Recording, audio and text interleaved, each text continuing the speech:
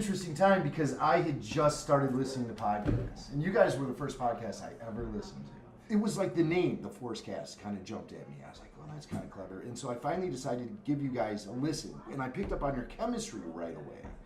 I had produced radio segments about Star Wars in the past and did a special for CBS Radio. So I had a lot of material at my disposal. I was ready to go.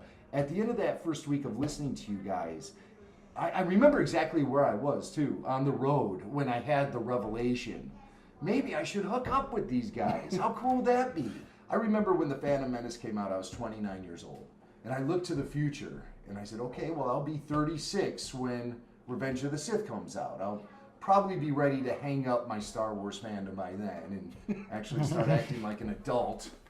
I turned 36 years old. No more Star Wars films were coming out, and I was desperately looking for some way to remain connected with Star Wars.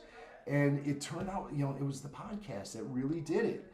And it attracted me right away. And you guys were talking about things that I've never heard anybody talk about. I've read about, but I would never hear people talk about. A lot of the names of characters I didn't even know how to properly pronounce because I never heard anyone else say it.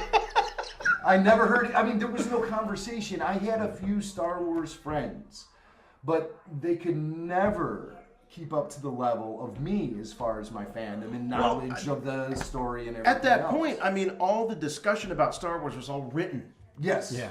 Yeah. That's no a one good was point. talking. Nobody No was one really was talking. talking. No one was talking.